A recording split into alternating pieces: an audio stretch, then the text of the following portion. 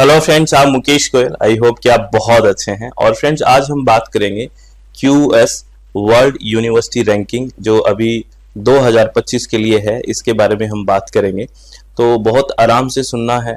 और जैसे हम NIRF की बात करते हैं, है ना, national institute of ranking framework, NIRF की बात करते हैं जो हमारे नेशनल लेवल पे है, वैसे ये वर्ल्ड यूनिवर्सिटी रैंकिंग है, QS रैंकिंग।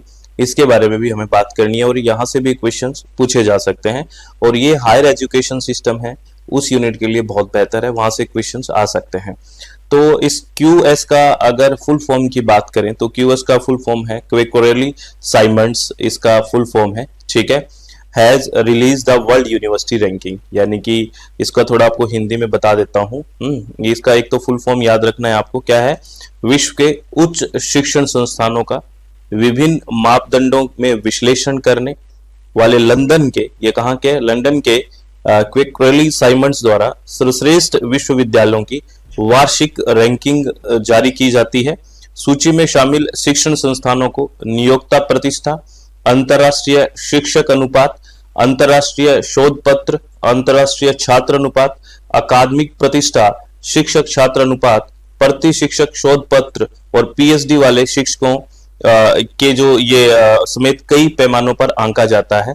जैसे अब मैं आपको सारी चीज क्लियर कर देता हूं। जैसे NIRF की रैंकिंग हम जब निकालते हैं, नेशनल इंस्टीट्यूशन जो रैंकिंग फ्रेमवर्क की बात करते हैं, तो वहां पे हम कुछ इंडिकेटर्स लेते हैं कि उस इंडिकेटर के आधार पे तो बोलेंगे ना कि ये फर्स्ट रैंक पे है या ये सेकंड रैंक पे है, कुछ तो देखना पड़ेगा। वैसे ही ये जो QS जो यूनिवर्सिटी रैंकिंग है, इसमें भी कुछ इंडिकेटर्स हैं। बेसिकली क्या क्या है, जैसे हिंदी में आपको बताया मैंने, इंग्लिश में जैसे एकेडमिक रेपुटेशन, इसका 40% मार्क्स इसके हैं मान लो।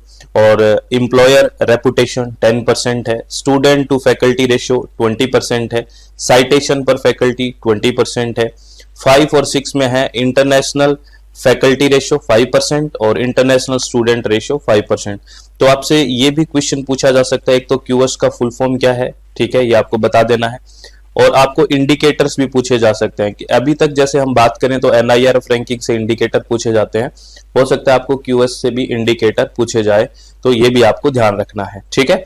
और क्या बातें हैं, और भारत में, क्योंकि ये एशिया की जो यूनिवर्सिटीज हैं उसके बारे में भी बात करते हैं, क्योंकि पूरे वर्ल्ड की करते हैं, तो हम वो भी बात करेंगे कि भारत में कितने हायर एजुकेशन इंस्टीट्यूशंस को रैंकिंग में लाया गया, कितने शामिल किए गए, ये सब बातें होंगी, तो आराम से सुनना है। तो QS के बारे में बात क्लियर है।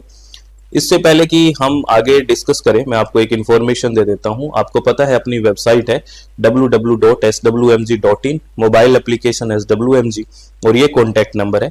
इस पे हम कंप्लीट पेपर 1 पढ़ रहे हैं UGC नेट का, पेपर 2 इन्वायरमेंट साइंस और पेपर 2 एजुकेशन। अगर आप विलिंग है तो ज्वाइन कर सकते हैं। और एक बहुत इंपॉर्टेंट इन्फॉर्मेशन मैं आपको दे देता हूँ फ्रेंड्स, अभी हमारा 17 नवंबर को, यानी कि संडे को, 17 नवंबर संडे को 11:15 बजे एक वेबिनार है, जो 2 घंटे का वेबिनार रहेगा, ठीक है ना, 2 आवर्स का वेबिनार है। उस 2 घंटे के वेबिनार में हम वो सारी बातें करेंगे कि किस तरह की पावर पैक्ड स्ट्रेटेजी हमें बनानी चाहिए नेट के एग्जाम को क्लियर करने के लिए, टॉप करने के लिए। तो हम बहुत बेसिक से लेके हर एक बात को एडवांस लेवल तक लेके जाएंगे।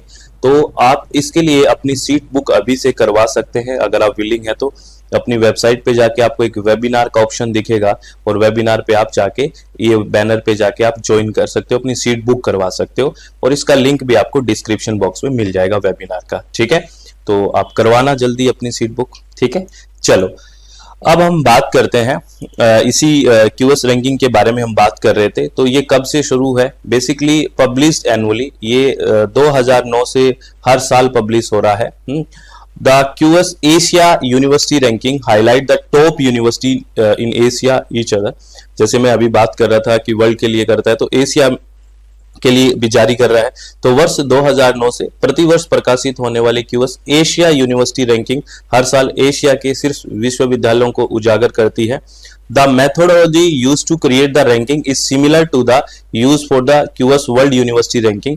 जैसे जो मेथोडोलॉजी है, जैसे जो हम इंडिकेटर ले रहे थे बेसिकली कि इस इंडिकेटर के आधार पे हम ये कहेंगे कि ये इंस्टीट्यूट रैंक फर्स्ट रैंक पे है, सेकंड पे है, उसी तरह से किया जाता है। लेकिन कुछ इंडिकेटर बेसिकली जो एशिया के लिए जब हम बेसिकली एशिया के लिए जब रैंकिंग करते हैं क्यूएस रैंकिंग में, तो कुछ एडिशनल इंडिकेटर और दे देते हैं, तो but some additional indicator are adapted weightages, है ना, ये आपको ध्यान रखना है। बेसिकली बहुत इंपॉर्टेंट, मैं बता रहा हूँ, दोबारा बोल रहा हूँ, जब क्यूएस रैंकिंग करते हैं, वर्ल्ड यूनिवर्सिटी रैंकिंग, तो बेसिकली मेथोडोलॉजी सेम रहती है, लेकिन एशिया जो यूनिवर्सिटीज के लिए, एशियन यूनिवर्सिटीज के लिए जब बात करते हैं तो कुछ इंडिकेटर्स को और वो शामिल करते हैं। तो बेसिकली यहाँ पे टोटल इंडिकेटर आके 11 हो जाते हैं। जब हमने क्यूएस में वर्ल्ड में बात की थी तो आपने देखा होगा वहां पे टोटल कितने इंडिकेटर्स है, देखिए यहाँ पे 6 इंडिकेटर है, 1 2 3 4 5 6 है ना, देखो 6 इंडिकेटर है। लेकिन हम एशिया की बात करते हैं, है ना, एशियन यूनिवर्सिटीज के लिए बात करते हैं, तो यहाँ पे बेसिकली टोटल कितने इंडिकेटर्स हैं, 11 इंडिकेटर्स हैं, थोड़े ऐड हो जाते हैं इंडिकेटर, ये ध्यान रखना है। तो जिसमें क्या क्या है देखिए, एकेडमिक रेपुटेशन है 30%, ये 11 के 11 आपको बता दूं। Academic reputation, employer reputation, faculty and student ratio, international research network, citation पर पेपर एंड पर फैकल्टी, स्टाफ विद पीएचडी, है ना, proportion of inbound exchange students and proportion of outbound exchange students, ये टोटल इंडिकेटर्स हैं। जब हम Asia की universities के लिए रैंकिंग करते हैं तो ये इंडिकेटर्स हैं। तो जो पहले इंडिकेटर है उसमें कुछ इंडिकेटर्स और शामिल कर लेते हैं, ये आपको ध्यान रखना है, ठीक है। अब अगर वर्ल्ड में बात करें, पूरे वर्ल्ड में, पूरे विश्व में, अकॉर्डिंग टू क्यूएस, तो सबसे फर्स्ट रैंक पे कौन है पूरे वर्ल्ड की बात करें, मैं एशिया की बात नहीं कर रहा, पूरे वर्ल्ड की बात कर रहा हूं, तो Massachusetts institute of technology MIT है, वो क्या है, जो कहाँ है, यूएसए में है, स्टेट एमए के अंदर। ये बेसिकली वर्ल्ड यानी कि विश्व का सबसे यूं कहो 1 नंबर पे इंस्टीट्यूट है, ये आपको ध्यान रखना है। अगर क्यूएस रैंकिंग के आधार पे बात करें तो वर्ल्ड में सबसे फर्स्ट पोजीशन पे कौन सा इंस्टीट्यूट है, मैसेच्यूसेट्स इंस्टीट्यूट ऑफ टेक्नोलॉजी, है ना, MIT, जो कहाँ पे है, यूएसए में है, ये आपको ध्यान रखना है। तो ये तो वर्ल्ड लेवल की अगर बात करें तो अगर हम क्यूएस रैंकिंग जो एशिया के लिए है बेसिकली, तो QS Asia ranking 2025, India has highest number of institutes, ये आपको बहुत ही आराम से और बहुत अच्छे से याद रखनी है। क्या कह रहा है कि क्यूएस एशिया रैंकिंग 2025 भारत में सबसे अधिक संस्थान है। बेसिकली इसमें जो हायर एजुकेशन इंस्टीट्यूशंस जो लिए गए हैं, हायर एजुकेशन, वो भारत में सबसे ज्यादा है। एशिया की अगर बात करें तो वो कितने हैं वो भी बात करूंगा, सेकंड पोजीशन पे क्या है, कौन है, वो भी बात करूंगा, ठीक है। लेकिन अगर एशिया की बात किया जाए तो अगर टॉप की बात किया जाए, एशिया में सबसे टॉप पे चाइना की है पेकिंग यूनिवर्सिटी, ठीक है ना, ये फर्स्ट नंबर पे है, ये भी आपको याद रखना है। According to QS ranking, QS Asia ranking, China's Peking University continue to hold the prestigious top spot followed by the University of Hong Kong and the National University of Singapore। Basically ये top 3 है, पहला है packing university है, उसके बाद हम बात करें यूनिवर्सिटी ऑफ हांगकांग है सेकंड पे, और उसके बाद तीसरा स्थान पर नेशनल यूनिवर्सिटी ऑफ सिंगापुर है। अगर एशिया में अगर क्यूएस रैंकिंग के अकॉर्डिंग बात करें तो एशिया के अंदर ये फर्स्ट, सेकंड और थर्ड रैंक पे है। और भारत के अंदर अगर याद रखना कि इस क्यूएस एशिया जो एशिया रैंकिंग 2025 है, इंडिया के अंदर हाईएस्ट नंबर ऑफ इंस्टीट्यूशंस को शामिल किया गया है। वो कितने इंस्टीट्यूट है वो भी मैं बात करूंगा। और इंडिया के अंदर अगर इसमें बात करें क्यूएस रैंकिंग में, तो इंडिया के अंदर IIT दिल्ली, मतलब भारत में अगर क्यूएस रैंकिंग के बारे में बात करें तो IIT दिल्ली भारत के लिए टॉप है ना, टॉप है। अगर उसमें एशिया में बात करें तो 44th रैंक है उसकी, और उसके बाद है IIT बॉम्बे जो 48th रैंक पे है।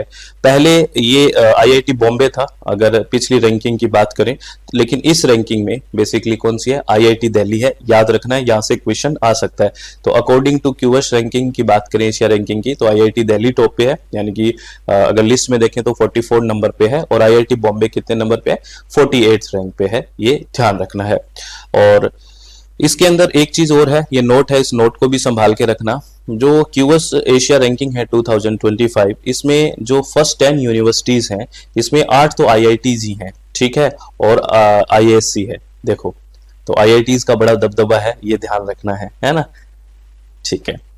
और अब इंडिया की मैं बात कर रहा था कि इंडिया में जो सबसे ज्यादा इंस्टीट्यूशंस हैं, अगर क्यूएस एशिया रैंकिंग की बात की जाए तो 2025 में, तो India with total 163 university ranked is the most represented country in the recent released 16th edition of the World University Ranking, है ना, Asia by Crowley-Simons यानी QS। The ranking have featured 984 university across 25 higher education systems. Basically हाल ही में जो ये बात की गई है, इसमें सबसे ज्यादा अगर इंस्टीट्यूशंस है, यूनिवर्सिटीज जो शामिल की गई है 163, वो इंडिया की, ये आपको ध्यान रखना है। और सेकंड नंबर पे China. China is the second most represented country overall the with 135 university. और चाइना में कितनी यूनिवर्सिटीज हैं? 135 है जो इसके अंदर शामिल की गई है क्यूएस एशिया रैंकिंग में। और भारत में कितनी है? मैक्सिमम सबसे ज्यादा हाईएस्ट है 163। तो ये भी आपको ध्यान रखना है। ये सारी बातें आपको समझ में आ रही है क्यूएस रैंकिंग के बारे में जो बात कर रहा हूँ, वर्ल्ड की बात की। फिर बेसिकली हमने एशिया के बारे में बात शुरू कर दी, क्योंकि ये काफी वर्ल्ड में है तो हर एक रीजन की बात करेगा, लेकिन हमने एशिया के इसलिए किया कि हमें अपने लेवल की बात करेंगे कि अपने क्षेत्र में क्या हो रहा है, इससे क्वेश्चन अराइज होने के बहुत ज्यादा चांसेस है। तो भारत में अगर बात करें तो आईआईटी दिल्ली, फिर आईआईटी बॉम्बे। अगर नंबर ऑफ इंस्टीट्यूशंस की बात करें तो सबसे ज्यादा भारत के हैं, 163 यूनिवर्सिटीज है। सेकंड नंबर पे चाइना 135 यूनिवर्सिटीज हैं। ठीक है, ये ध्यान रखना है। और इतनी बात को ध्यान रखना, ये जो NIRF रैंकिंग पढ़ते हैं ना नेशनल की अपनी वाली, तो इसके साथ ही कहीं आप क्यूएस को भी पढ़ लो, नोट्स बनाते हो तो क्यूएस के बारे में भी ये 2-4-5 बातें लिख लो, इंडिकेटर्स वगैरह सब, ये बहुत ही इंपॉर्टेंट होने वाला है। यहाँ से अभी तक क्वेश्चंस पूछे नहीं जा रहे हैं, लेकिन मुझे लगता है कि आने वाले अपकमिंग जो एग्जाम्स है यहाँ से भी क्वेश्चन पूछने की पूरी संभावना है, तो ये ध्यान रखना है। अब मैं आपको एक इन्फॉर्मेशन फिर दे देता हूँ फ्रेंड्स, और ये जो एक वेबिनार रहने वाला है 17 नवंबर को, है ना, सुबह 11:15 बजे, लगभग 2 घंटे का ये वेबिनार रहेगा। अभी से आप अपनी सीट बुक करवा सकते हैं। इस वेबिनार में हम पूरा बेसिक से लेके एडवांस तक सब बात करेंगे कि नेट के पेपर को कैसे हैंडल करना है। इंटरैक्टिव सेशन रहेगा पूरा का पूरा, है ना, किस तरह से हम पेपर को करें, कहाँ हमारी कमियां रहती है, टॉपर्स के क्या व्यू हैं, ये सब बात होगी हमारी। इसीलिए हमने नाम रखा है यूजीसी नेट एग्जाम में टॉप करने के लिए चाहिए पावर पैक्ड स्ट्रेटजी। इसको अगर आप ज्वाइन और सीट बुक करना चाहते हैं तो अभी कर सकते हैं, इसका लिंक आपको डिस्क्रिप्शन बॉक्स में मिल जाएगा। और ये हम आपको पता ही है अपनी वेबसाइट पे और मोबाइल ऐप पे पेपर 1 कंप्लीट पढ़ रहे हैं, पेपर 2 EVS और पेपर 2 एजुकेशन। और हाँ, NTET के लिए भी हमारे रजिस्ट्रेशन ओपन है, जो एग्जाम होने वाला है।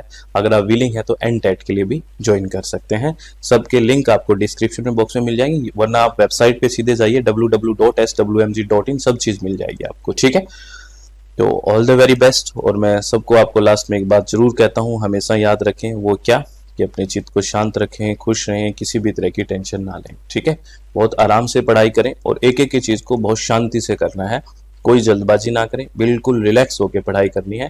थ्योरी के साथ प्रीवियस ईयर क्वेश्चंस करना बहुत महत्वपूर्ण है और करंट से भी जुड़ा रहना बहुत ज्यादा जरूरी है। तो ये सब बातें ध्यान में रखते हुए काम करना है। तो बहुत बहुत धन्यवाद, thank you, thanks a lot friends.